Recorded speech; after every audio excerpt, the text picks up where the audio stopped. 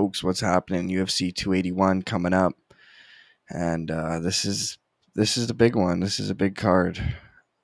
Not the most stacked compared to obviously UFC 280, but this is a really good pay-per-view card, and I definitely can't miss this one. So we got Israel Adesanya taking on Alex Pereira. The rematch, their third fight. Now this is going to be their first fight in MMA, however. If you guys need a place to bet, you already know BetUS. Use promo code Iceman. If you use promo code Iceman, only available in US, Canada, and Europe.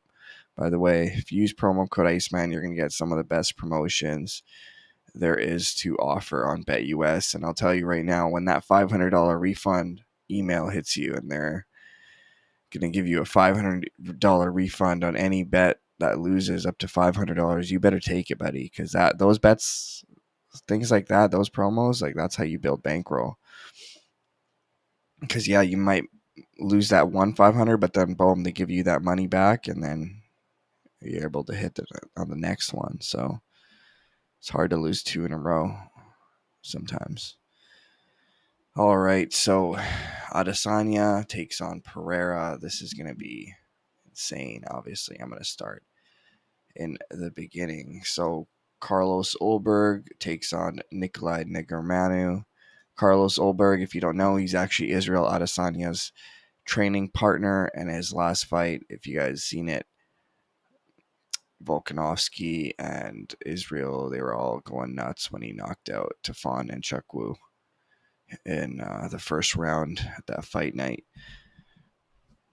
But now he's taking on a whole another opponent, Nikolai Ngannou, 13-1. This guy's for real. He's very well rounded, and he actually holds a split decision win over Kennedy Ngannou, and that's the person who actually beat Carlos Ulberg. So I'm slightly leaning toward Nikolai Ngannou on this one. I think he should be able to get it done against Carlos Ulberg, even though I know he's Israel's sparring partner, and he's pretty famous from fighting out of that Eugene Behrman's camp. But I think Ngannou should get it done.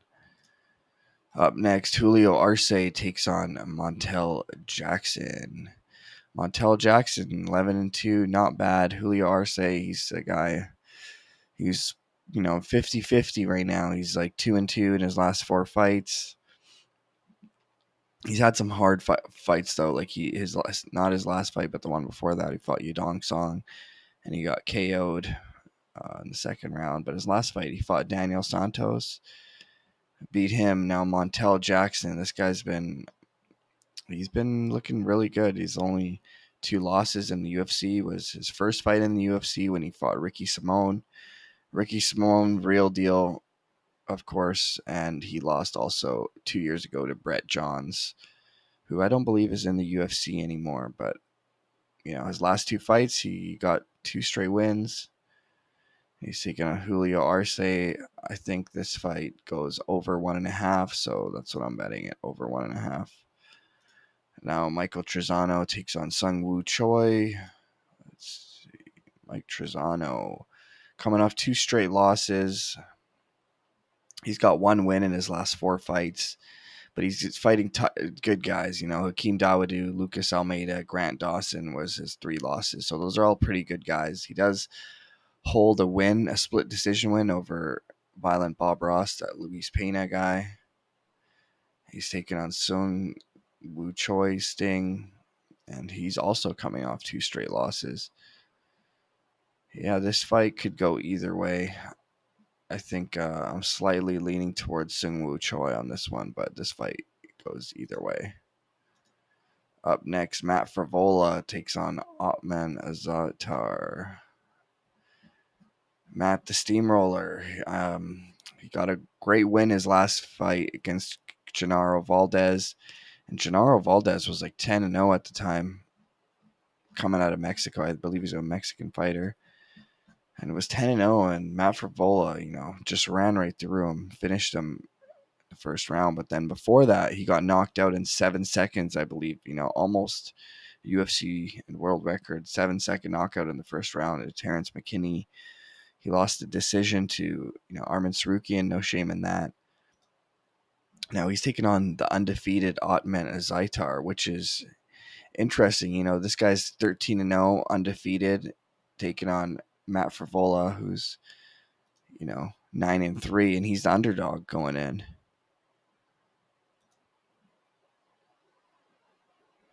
Yeah, that's interesting. I'm gonna go with the undefeated Otman Azaitar. I'm gonna go with. Think he should be able to get it done. Now Andre Petrowski takes on Wellington Turman. Andre Petrowski, less experience, currently 8-1, I believe, or 8-2, and he's taken on. He actually fought Nick Maximov his last fight around, which was Nate Diaz's training partner, and he's looked pretty good. He's undefeated in the UFC right now. He's got racked up a couple wins, taking out Wellington Turman. Wellington Turman, on the other hand, he beat Misha Serkinov, armbarred him, which was pretty impressive. Misha is a black belt. Now he got a split decision win over Sam Alvey a year ago, around this time.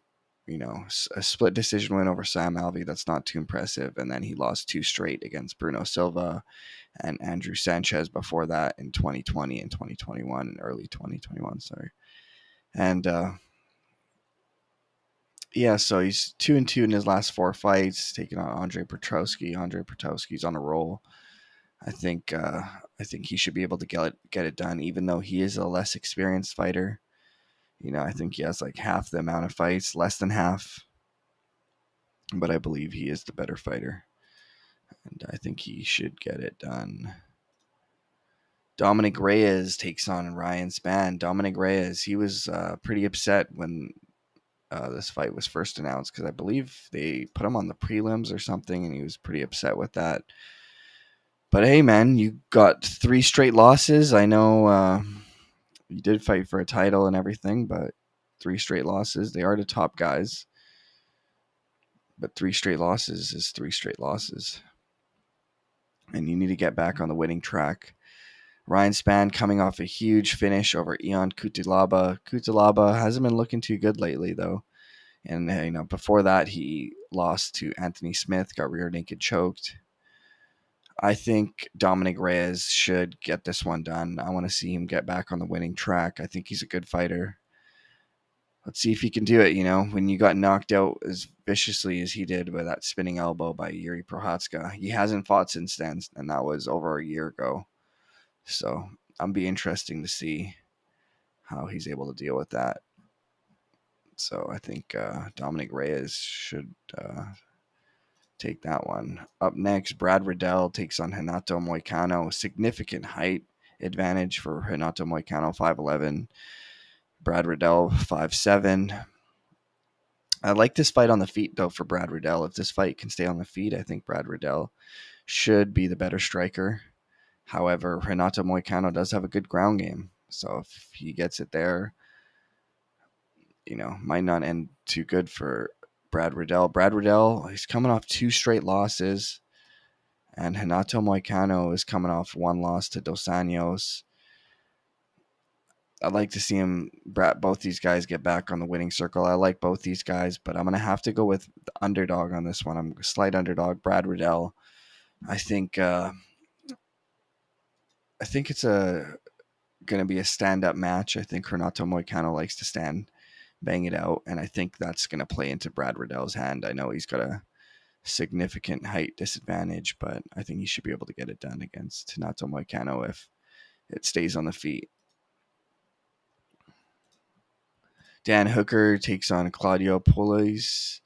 Dan Hooker, man, this guy is the real deal. I remember when he knocked out Gilbert Burns. I know that was at 155. That was not the same Gilbert Burns, but at one point he was smashing people, and he's got wins over guys like Paul Felder, Ali Quinta, of course, Gilbert Burns, Jim Miller, Mark Jacasey. Great wins, but his last 5 fights, he's got 1 win in his last 5 fights. And I know he's fighting top guys. He's lost to, look at his names. So he lost to Dustin Poirier by decision. Got knocked out by Michael Chandler.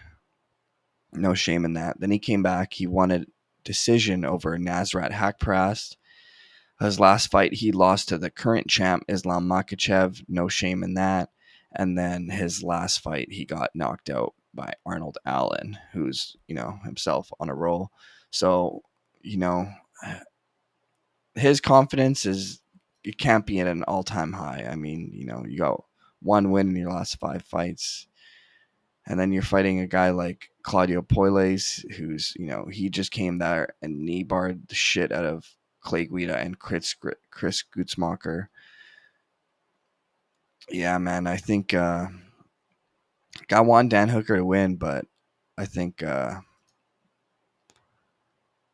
gonna go with Claudio Poleas. I'm gonna go with the underdog on this one. I think if he gets it to the ground, Dan Hooker doesn't have great submission defense, so I think Claudio might be able to knee bar him or get some sort of submission. Now the answer, Frankie Edgar, still doing the damn thing. This is probably going to be his last fight. Coming off 2 vicious knockout losses, if I might add. In his last 4 fights, he's won 1. It was a split decision win over Pedro Munoz, and those 3 losses were all vicious knockouts. He got knocked out viciously against the Korean Zombie in 2019, and then he got knocked out viciously. One of the worst knockouts I've seen. First round by the Sandman, flying kneed him. And then his last fight, he got front kicked by Chito Vera. Now he's taking on Chris Gutierrez. Chris Gutierrez, 18-3, great record. He's been fighting some, pretty good guys. He's got a spinning back fist win over but Denai. Hasn't lost since 2018, which was the Ultimate Fighter finale against Hani Barcelo. So he's been on a roll. He's got 6 straight wins. He's got that only loss was on the Ultimate Fighter finale. And I think he gets it done against the 41-year-old Frankie Edgar. I just think Frankie Edgar's it's time to hang it up now. It's too old now. So I hope he goes out with a bang, but I just think Chris Gutierrez should be able to get that one done. Even though I'm a Frankie. I like Frankie Edgar. He's a G. I've been watching him, a long time.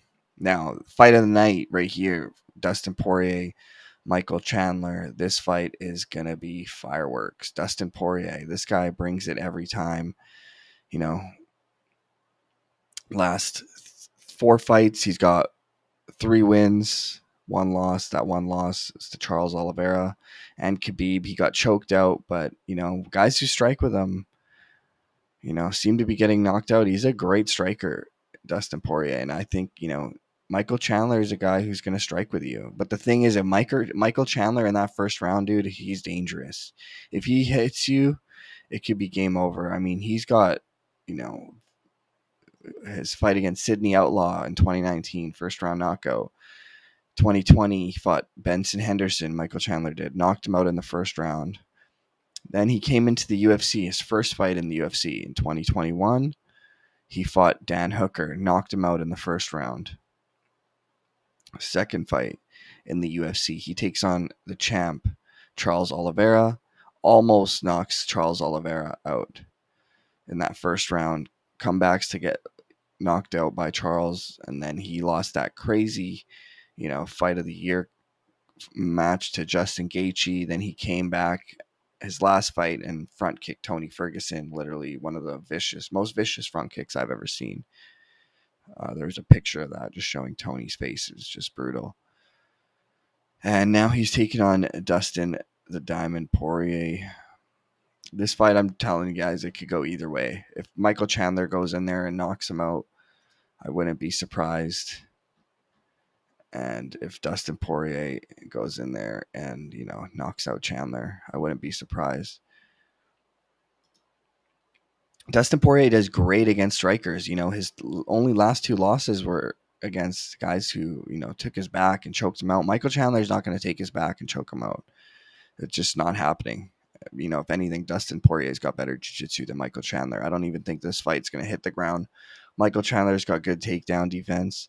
This fight's going to be, rock'em sock'em robots. And I have a feeling Michael Chandler's going to clip him, dude. I just have a feeling this guy's if you strike with this guy, he connects, dude. It's gonna be game over. And Dustin Poirier has been in so many wars, man. I think if Michael Chandler is gonna hit him, he might shut the lights off. As one of Michael Chandler's training partners before, Michael Johnson, actually holds a knockout win over Dustin Poirier. So I'm going with the underdog plus 150, Michael Chandler. I think he should be able to get the knockout. I hope. Now the women's strawweight title fight, I think this is easy. Weili Zhang should run through Carla Esparza, and I think that unless this somehow turns into a wrestling match, which is the only way Carla can win, but I think Weili should be able to get that one done, and I think she's a huge favorite as well. Now the fight everyone's waiting for, right? This is the one main event: Israel Adesanya, the style bender. This guy's 20. What is 23-1? 23-1, 23 wins at middleweight. Has never lost a fight at middleweight. His one loss came to Jan Blachowicz, which took place at 205. And Jan wanted to take him down, right? He took him down, grinded out the decision. Not impressive at all, but he was able to grind out the decision over Israel Adesanya. And now Israel Adesanya came back to middleweight, beat three top guys: Vettori, Whitaker, Cannonier, all unanimous decisions. But now he's taken on probably his most dangerous opponent and someone who's probably already in his head. This guy holds a knockout victory over you, dude. He's got to be in your head a little bit. And I went back and watched those fights, those kickboxing matches. Israel Adesanya was winning those fights, especially the last one. I felt Israel Adesanya was piecing him up. But the thing is, Alex Pereira's got big power, man. He only needs to hit you once. And, in 25 minutes with 4-ounce gloves, dude, we're not talking about big kickboxing gloves where you can block with the gloves. You can't block with these gloves. You got to be completely out of range. I think I'm going to go with the underdog. I think Alex Pereira, because I've never seen Israel Adesanya shoot for a takedown before. I don't think he's even attempted a takedown. Neither has Pereira. And I don't think Israel Adesanya is going to turn into, Andre Galvao overnight. Like his grappling is all it's all designed for takedown defense, getting back to his feet where he can work his stand-up game. Like, I don't think Israel Adesanya is taking guys down in the gym, holding them there, submitting them, taking their backs. I don't think he's doing that. I don't think Alex Pereira is doing that either. I know he's working with guys like Glover Teixeira, who's able to take him down 100%. But I think Alex Pereira is working, takedown defense, getting back to his feet where he wants to keep the fight. Both these guys are kickboxing world champions. Both these guys, 6'4". I think Pereira cuts a huge amount of weight. Someone, I was seeing things where he was like 220, 230. I was like, how is that possible? That's crazy. I think he cuts more weight than anyone at middleweight if that's the case. He's huge when he's fighting at 185. And I feel this is a bad matchup for Izzy. I think if Marvin Vettori or Whitaker fought Pereira and they, turned it into a grappling match, I think they might be able to win. But the fact that Izzy's not a grappler. He's got great takedown defense, but it's not gonna matter. Alex not gonna take you down. He's gonna strike, and I think, with the 4-ounce gloves, he just needs this guy. He's got huge power. If he connects, it's game over. And I'm going with the underdog again. So I'm taking 2 straight underdogs in the co-main and the main, Chandler and Pereira. For some reason, I think it's going to be the underdogs taking over. I'd be surprised, though, if Izzy, is able to piece him up for 5 rounds and just stay away from all the shots, because Pereira's a great kickboxer, man. World champion kickboxer. He's going to be able to land, bro. And when he does, I'm telling you, Israel's never been hit in the 4-ounce gloves by a guy like Alex Pereira. He's been hit with Alex with the 12s on, I believe, but the 4s is different. I forgot what kickboxing what they're using for their weight class, but I know there ain't 4-ounce gloves. So good luck, man. Let's if you're able to hit these underdogs, that's big money.